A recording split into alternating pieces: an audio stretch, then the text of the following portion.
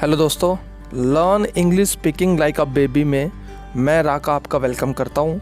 आज हमारा क्लास 5 है जिसमें हम टॉकिंग अबाउट द फ्यूचर, भविष्य के बारे में हम जब भी बात करते हैं तो कैसे करते हैं इंग्लिश लैंग्वेज के अंदर, उसके ऊपर बात करेंगे।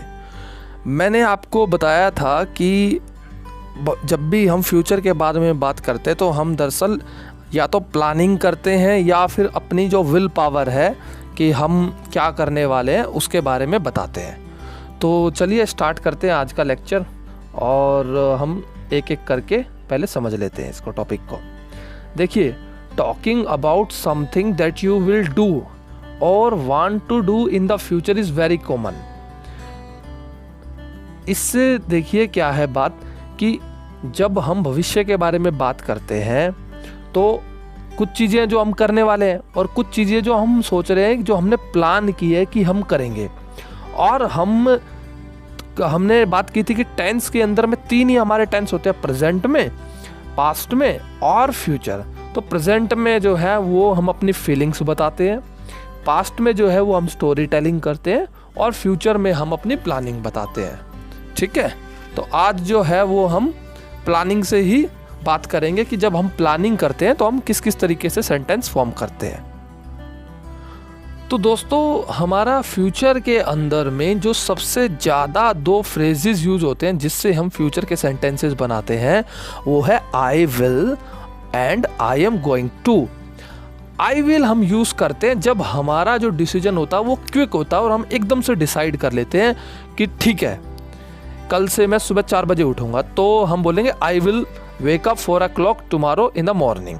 ठीक है, लेकिन अगर हमने से पहले से ही प्री प्लान किया हुआ है, प्लानिंग की हुई है, तो वहां पर आई एम गोइंग टू आएगा, ना कि आई विल आएगा। तो ये इन दोनों में बेसिक डिफरेंस है।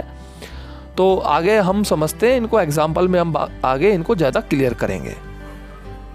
देखिए, इसके बाद है कि जो हम फ्यूचर में जो हमारा कॉमन टाइम्स हैं वो कौन कौन से हैं। कॉमन टाइम का मतलब है कि ज़्यादातर हम कैसे एक्सप्रेस करते हैं अपने सेंटेंसेस को फ्यूचर के अंदर। जैसे हमने पास्ट में बात की थी कि 2 दिन पहले मैं गया था, तो 2 days बैक, 2 days अगो, और येस्टरडे, है ना, 1 year अगो।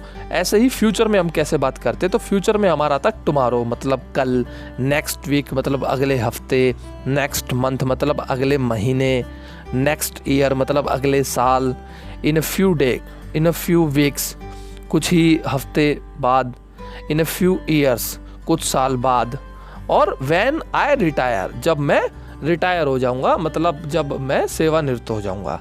ठीक है, तो ये हमारे कुछ कॉमन टाइम होते हैं जो हम फ्यूचर के अंदर यूज़ करते हैं। इसका हमने एग्जांपल पास्ट में भी लिया था। आप जो है मेरा पिछला जो लेक्चर है, जो क्लास है, क्लास 4, वो जाके ज़रूर देखें, वहाँ से आपको समझ में आ जाएगा इसके बारे में ज़्यादा। तो चलिए अब इनके सेंटेंसेस ले लेते हैं। चलिए दोस्तों, अब एग्जाम्पल सेंटेंसेस ले लेते हैं। हर सेंटेंस आपको मेरे साथ रिपीट करते जाना है, because repetition is the key. और हमारा जो चैनल है उसका थीम ही है कि इंग्लिश को बिल्कुल बच्चे की तरह सीखना, जिस तरीके से एक बच्चा रिपीटिशन के साथ सीखता है। तो सबसे पहला अपना एग्जाम्पल है, I will go on vacation in June. Vacation होती है छुट्टियाँ। I will go on vacation in June, मैं जून में छुट्टियों पर जाऊँगा। ठीक है, I will go on vacation in June, I will go on vacation in June, I will go on vacation in June, I will go on vacation in June, I will go on vacation in June। मेरे साथ साथ repeat करते रहे। I will meet with my friend on Friday, मैं अपने दोस्तों से शुक्रवार को मिलूंगा। I will meet with my friend on Friday। देखिए, जब भी हम फ्यूचर का इस्तेमाल करते हैं तो हम वर्ब की हरदम फर्स्ट फॉर्म का ही इस्तेमाल करते हैं, जैसे गो, मीट। जैसे कि पास्ट में हम सेकंड फॉर्म का इस्तेमाल करते थे, पास्ट पार्टिसिपल का इस्तेमाल करते थे, जैसे गो का वेंट हो जाता था, है ना, तो मीट का मैट हो गया था। ऐसे फ्यूचर में हम सिंपल वर्ब इस्तेमाल करते हैं। I will meet with my friend on Friday, I will meet with my friend on Friday, I will meet with my friends on Friday, I will meet with my friends on Friday. I will go shopping next week, अगले हफ्ते मैं shopping के लिए जाऊंगा, खरीद करने के लिए जाऊंगा। I will go shopping next week, I will go shopping next week, I will go shopping next week. I will go shopping next week. I will go shopping next week. Tomorrow I am going swimming. Tomorrow मतलब कल जो है, आने वाला कल, जो बीत गया उस कल की बात नहीं हो रही, उसको yesterday बोलते। Tomorrow I am going swimming, मैं तैरने जाऊंगा। Tomorrow I am going swimming. Tomorrow I am going swimming. Tomorrow I am going swimming. Tomorrow I am going swimming. Tomorrow I am going swimming. Next year I am moving to Boston.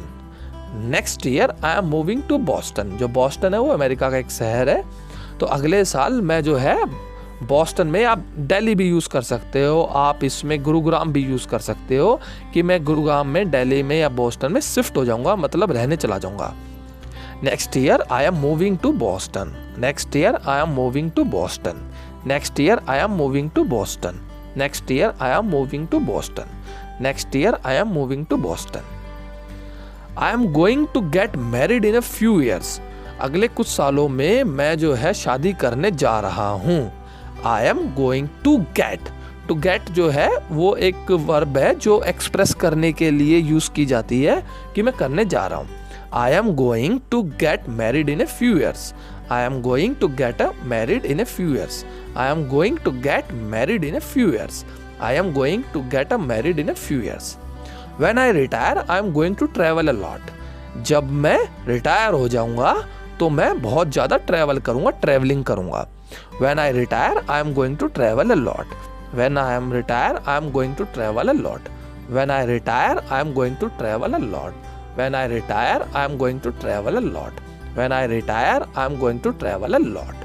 तो इसी तरीके से जो example है, हर example का आपको जो है रिपीट करना है, because repetition is the key. ये हमारा बेसिक फार्मूला है। और इसी के साथ ही हमारा जो है वो this is end of our lecture, end of class 5। तो आई होप कि आप रिपीट करेंगे, इन सेंटेंसेस को लिखेंगे और फ्यूचर के बारे में और होमवर्क करें, ज़्यादा से ज़्यादा पढ़ें कि फ्यूचर में क्या क्या सेंटेंस बनते हैं। और मिलते हैं अगली क्लास में, तो अपना ध्यान रखें। Thank you. जय हिंद, धन्यवाद।